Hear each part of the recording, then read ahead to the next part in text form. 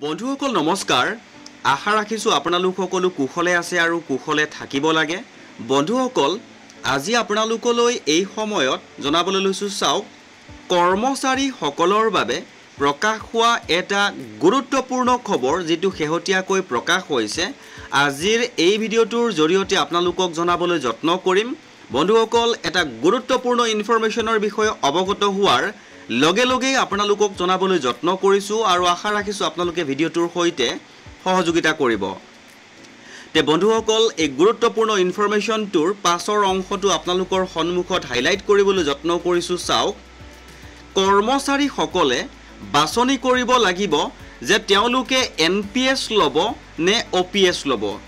এটা গুৰুত্বপূৰ্ণ ইনফৰমেশন বুলি ক'ব পাৰি এই সময়ত কৰ্মচাৰী সকলৰ বাবে কাৰণ যি সময়ত কৰ্মচাৰী সকলে ওল্ড পেনশন স্কিমৰ বাবে বিভিন্ন সময়ত দাবী প্ৰতিবাদ জনাই থকাৰ সময়তেই চৰকাৰে এটা গুৰুত্বপূৰ্ণ ইনফৰমেশন প্ৰকাশ কৰিছে যে কৰ্মচাৰী সকলে এনপিএছ লবনে ওপিএছ লব বাছনি কৰিব লাগিব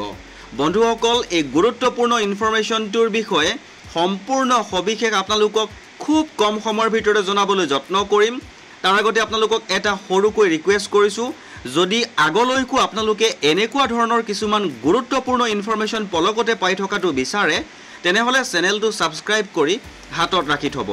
তে বন্ধুসকল এতিয়া আহিছো গুৰুত্বপূৰ্ণ ইনফৰমেশনটো লৈ এইখিনিতে জনাবলৈ বিচাৰো যে এই গুৰুত্বপূৰ্ণ ইনফৰমেশনটো এখন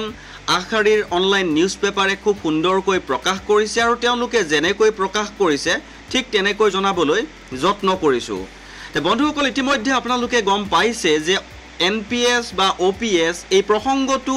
বহু দিনৰ পৰা কৰি অহা এটা দাবী কৰ্মচাৰী সকলৰ আৰু বৰ্তমান সময়ত এই দাবীটো কাৰ্যকৰী হোৱাৰ দিশে আগবাঢ়িছে বুলি হেহতিয়াকৈ এটা গুৰুত্বপূৰ্ণ খবৰ প্ৰকাশ পাইছে আৰু দেখুৱাবলৈ যত্ন কৰিছো চাওক এই গুৰুত্বপূৰ্ণ ইনফৰমেশনটোৰ পাছৰ অংশটো আপোনালোকে স্ক্ৰীনলৈ মন কৰিব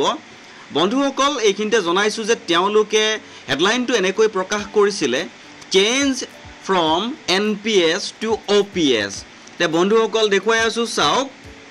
ইনফৰমেশনটো এনেকৈ প্ৰকাশ হৈছিলে মিনিষ্ট্ৰি অফ পাৰ্সনেল পাব্লিক গ্ৰিভেন্সেছ এণ্ড পেনশনাৰ্ছ বিভাগে 9 মে তাৰিখে জাৰি কৰা এখন নিৰ্দেশত কৈছে যে যিসকল এনপিএছৰ অধীনত সেৱা গ্ৰহণ কৰিছে তেওঁলোকে নিযুক্তিৰ সময়তে বিকল্প দিব লাগিব যে তেওঁলোকে এনপিএছত থাকিব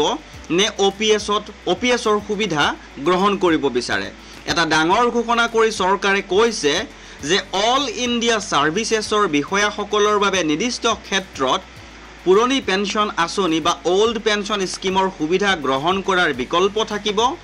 যদি কোনো বিষয়াই সেৱাৰ সময়তে অকাল মৃত্যুবৰণ কৰে বা কোনো গম্ভীৰ ৰোগ বা দুৰ্ঘটনাৰ বাবে অক্ষম হৈ পৰে তেন্তে তেওঁৰ পৰিয়ালে ওল্ড পেনশন স্কিমৰ সুবিধা লাভ কৰিব এই সিদ্ধান্তৰ ফলত তেওঁলোকৰ পৰিয়ালৰ বাবে আৰ্থিক সুৰক্ষা আগবঢ়োৱাৰ দিশত এটা ডাঙৰ পদক্ষেপ হিচাপে বৰ্তমান সময়ত বিবেচনা কৰা হৈছে তে বন্ধুসকল এজি ওল্ড পেনশনৰ স্কিমৰ কথাটো ইতিমধ্যে অল ইণ্ডিয়া সাৰ্ভিসেছৰ বিষয়াসকলৰ বাবে উপলব্ধ হৈছে আৰু আশা কৰোঁ অনাগত দিনত আমাৰ অন্যান্য কৰ্মচাৰীসকলৰ বাবেও চৰকাৰে উপলব্ধ কৰি দিব তে বন্ধুসকল এটা গুৰুত্বপূৰ্ণ ইনফৰমেশন পালো পোৱাৰ লগে লগে শেয়াৰ কৰি দিলো যদি ইনফৰমেশনটো ভাল লাগিছে তেনহলে আপুনিও এবাৰ শেয়াৰ কৰিব বুলি আশা ৰাখিলো